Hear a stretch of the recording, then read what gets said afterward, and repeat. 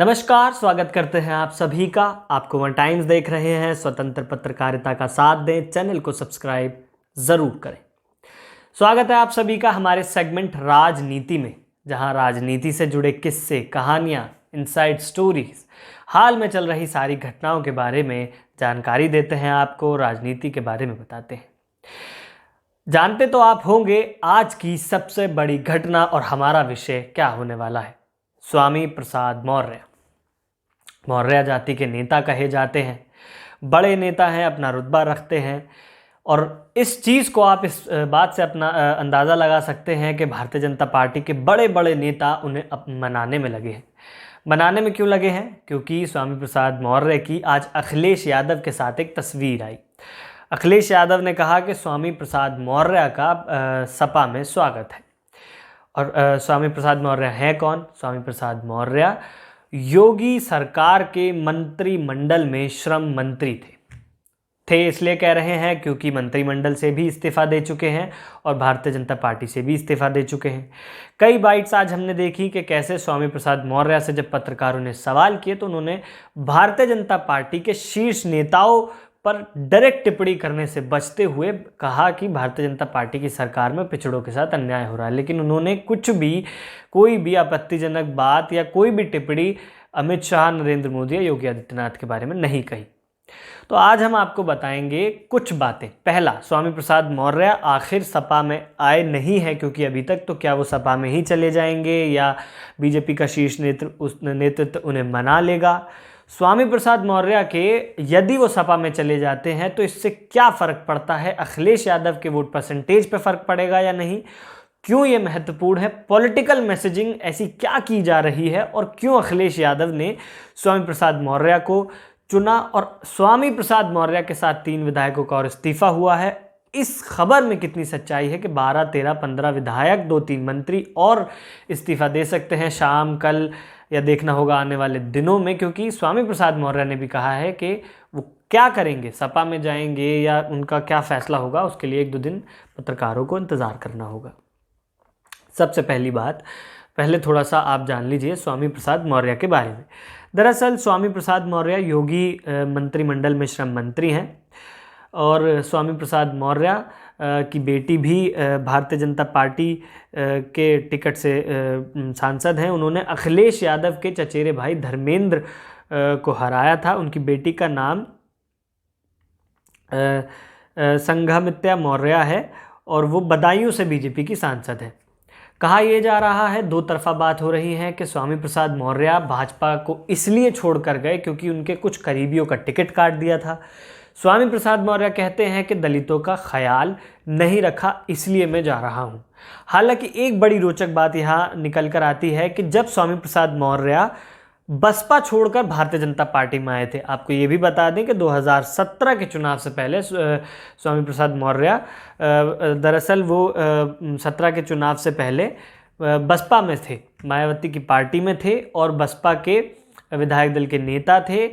और इसके अलावा उनका कद भी बसपा में बहुत ऊंचा था, जिसके बाद उन्होंने मायावती पर टिकट के खरीद फरोख्त का आरोप लगाते हुए बसपा को छोड़ दिया था। उस वक्त ये नरेटिव बिठाया गया था, बनाया गया था या कहा गया था कथित तौर पर कि स्वामी प्रसाद मौर्य के आने से भारतीय जनता पार्टी को अति पिछड़ों का, महादलितों का, मौर्य समाज का और अन्य लोगों का साथ मिलेगा। लेकिन आज वही भारतीय जनता पार्टी के लोग कह रहे हैं कि दरअसल स्वामी प्रसाद मौर्य के जाने से इतना फ़र्क नहीं पड़ता। ऐसा क्यों कह रहे हैं ये हम आगे बताएंगे कि इस भारतीय जनता पार्टी ऐसा क्यों कर रही है, अखिलेश यादव क्यों कर रही है, क्यों मौर्य समाज या स्वामी प्रसाद मौर्य इसके केंद्र में है। तो सबसे पहली बात, अच्छा एक बात और है इससे पहले कि स्वामी प्रसाद मौर्य के साथ अभी मौजूदा स्थिति में कानपुर देहात के बिल्लौर से भगवती सागर विधायक हैं, उन्होंने इस्तीफा दे दिया है। शाहजहाँपुर के तिलहर से रोशन लाल वर्मा ने इस्तीफा दे दिया है और बांदा से ब्रजेश प्रजापति ने भी इस्तीफा दे दिया है। अब क्योंकि उनकी बेटी भी भारतीय जनता पार्टी में है, उम्मीद लगाई जा रही है कि जैसे ही सपा में जाने की पुष्टि हो जाएगी तो उनकी बेटी भी इस्तीफा दे देंगी। स्वामी प्रसाद मौर्य ने अभी सस्पेंस बनाया हुआ है, 2 दिन का वेट उन्होंने बोला है पत्रकारों से और सभी से। ऐसा हो सकता है कि वो भारतीय जनता पार्टी के साथ प्रेशर पॉलिटिक्स कर रहे हो ताकि उनके आपसी लोगों के और उनके टिकट ना कटे, लेकिन इसकी अटकलें बहुत कम हैं, क्योंकि जिस प्रकार से ये घटनाक्रम हुआ है राजनीतिक गलियारों में लगभग पुष्टि हो चुकी है। बस उसका आधिकारिक ऐलान उसका बाकी है कि अब स्वामी प्रसाद मौर्य भारतीय जनता पार्टी को अलविदा कह चुके हैं।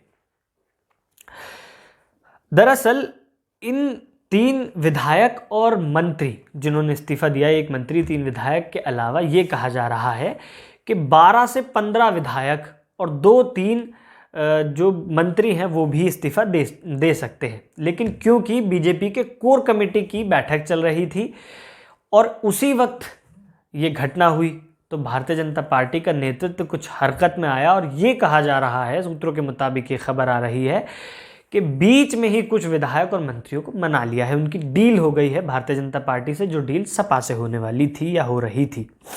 अब यानी कि अब बहुत सारे नेता जो जाने वाले थे शायद वो ना जाएं, और ऐसा भी हो सकता है कि कुछ नेता जिन्होंने मन बना ही लिया है वो चले जाएं। और 5 के करीब विधायक, ये कहा जा रहा है कि भारतीय जनता पार्टी के सिटिंग विधायक अभी इनके स्वामी प्रसाद मौर्य के घर पर मौजूद हैं, तो वो भी भारतीय जनता पार्टी से इस्तीफा दे सकते हैं। तो अब जानते हैं कि आखिर स्वामी प्रसाद मौर्य ने ऐसा क्यों कहा और आखिर इससे क्या पॉलिटिकल मैसेजिंग, ऐसा क्यों किया स्वामी प्रसाद मौर्य ने, और असल में ये अखिलेश यादव के लिए क्यों ज़रूरी है और ये भाजपा के लिए क्यों ज़रूरी है। भाजपा के लिए इसलिए ज़रूरी है क्योंकि उत्तर प्रदेश के उप मुख्यमंत्री केशव प्रसाद मौर्य का तुरंत ट्वीट आ गया कि जल्दबाजी में फैसला लेना ठीक नहीं है। सूत्रों के मुताबिक खबर आई कि अमित शाह ने भी उनसे फ़ोन पर बात की, तो भारतीय जनता पार्टी के लिए भी महत्वपूर्ण हो रहे हैं और अखिलेश यादव के लिए तो हैं ही, हो ही रहे हैं फिलहाल की स्थिति में महत्वपूर्ण। दरअसल ऐसा क्यों है?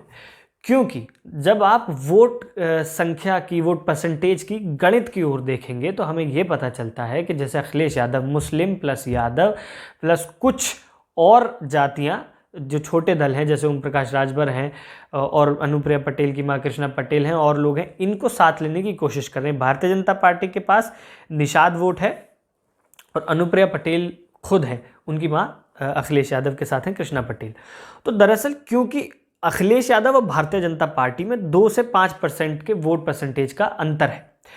कुछ वोट परसेंटेज क्योंकि जातियों के आधार पर उत्तर प्रदेश जाति का एक सच है, यहाँ पर वोट होता है, तो ये माना जा रहा है कि जैसे दलित मायावती से नहीं छिटकेगा, यादव और मुसलमान एक तरफा अखिलेश यादव को वोट देगा और निषाद ठाकुर और कुछ ब्राह्मण भारतीय जनता पार्टी को वोट देगा। तो गैर दलित और गैर यादव ओबीसी, गैर दलित में जो महादलित आते हैं वो और कुछ ओबीसी, इन पर पूरे चुनाव की बिसात टिकी हुई है। ये जिसकी ओर चले जाते हैं उसी की ओर ये चुनाव हो जाने वाला है, उसी की झोली में जीत की चाबी आ जाने वाली है।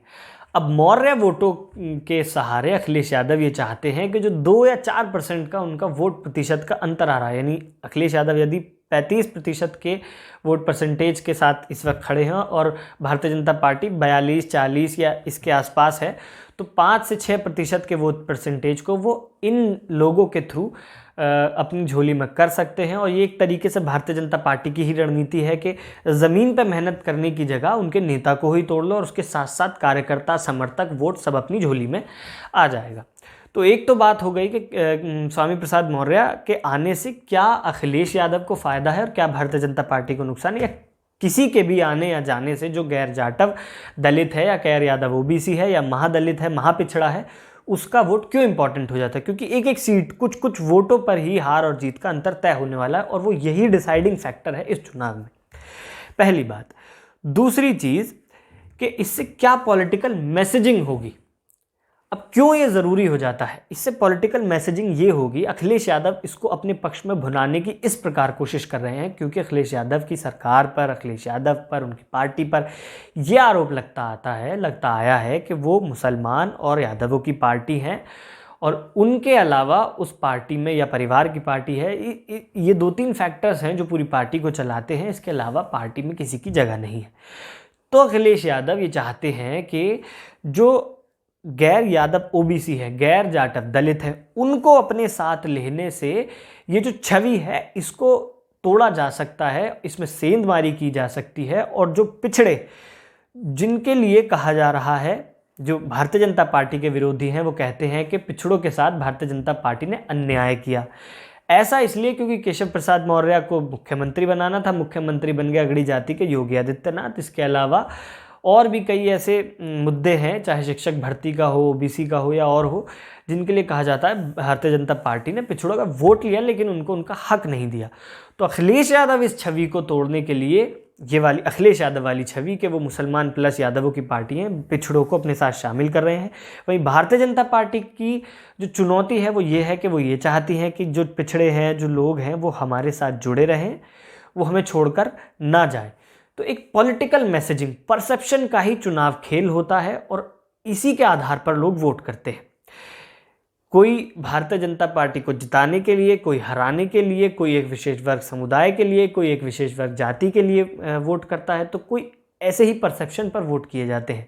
ये परसेप्शन जहां 2017 में इसी रणनीति पर भारतीय जनता पार्टी चली थी कि जो बसपा है वो दलितों की पार्टी है और सपा है वो यादव और मुसलमानों की पार्टी है, तो यदि गैर यादव ओबीसी और गैर जाटव दलितों को मुखर होना है, आगे आना है, अपने हितों का ख्याल रखना है, अपने नेताओं को बनाना है, अपने बच्चों को देखना है, अपनी खुशहाली को देखना है, अपने रोज़गार को देखना है, अपने कारोबार को देखना है, अपराध के ख़िलाफ़ लड़ाई लड़नी है और अपने बच्चों को, बेटियों को, बहनों को, महिलाओं को सुरक्षित रखना है, तो इसके लिए उनको भारतीय जनता पार्टी का साथ देना होगा। अब अखिलेश यादव इसी नैरेटिव को बिठाते हुए कि भारतीय जनता पार्टी तो दरअसल गैर दलित, गैर जाटव दलित और गैर यादव ओबीसी या महापिछड़े, महादलित, छोटी जाति, जो चाहे आप इसको कह लें, उनकी पार्टी नहीं है, ये तो अगड़ों की पार्टी है, ब्राह्मणों के साथ इन्होंने अन्याय किया है।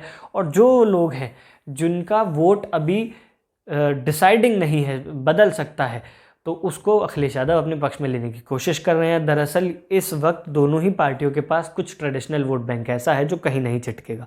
तीसरा भी है एक ऐसी पार्टी जिसके पास है, जो कि मायावती है।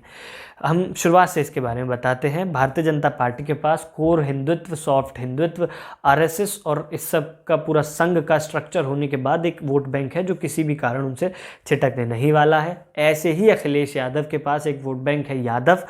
इसके अलावा मुस्लिम वोटर जो कभी मायावती कभी अखिलेश का साथ देता है, वो इस वक्त अखिलेश का साथ दे रहा है। इसके अलावा मायावती के साथ हमेशा जो दलित रहते हैं वो दलित हैं।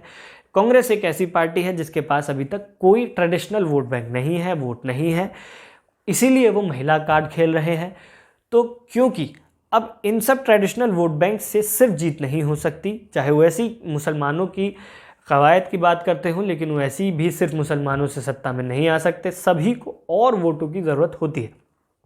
अपनी जाति के साथ कोई भी ऐसी जाति नहीं है, कोई भी ऐसा धर्म नहीं है, कोई भी ऐसा एक पर्टिकुलर समुदाय नहीं है, विशेष वर्ग नहीं है जो सिर्फ इकलौते तौर पर भारतीय जनता पार्टी या किसी भी पार्टी को उत्तर प्रदेश की सत्ता दिला दे। तो इस तर्ज पर कहा जाता है कि अपने ट्रेडिशनल कोर वोट बैंक के साथ और वोट बैंक चाहिए होता है। इसीलिए सभी की निगाह अब गैर जाटव दलित और गैर यादव ओबीसी की ओर है।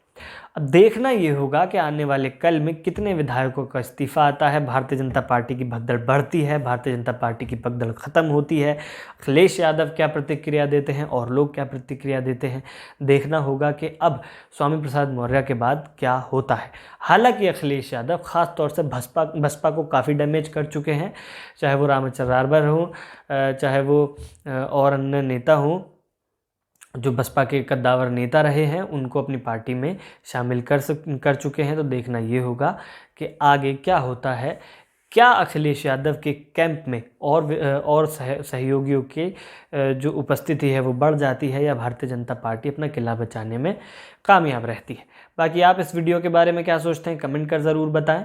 आप स्वामी प्रसाद मौर्य के दल बदल के बारे में क्या सोचते हैं, इसके बारे में ज़रूर बताएं। ऐसा इसलिए क्योंकि अक्सर अंतरात्मा चुनाव के पहले ही जागती है और अपने लोगों के जो हक हैं उन सब के बारे में भी चुनाव से पहले ही उनका ख्याल आता है। आप क्या सोचते हैं इस सब के बारे में ज़रूर बताएं। नमस्कार।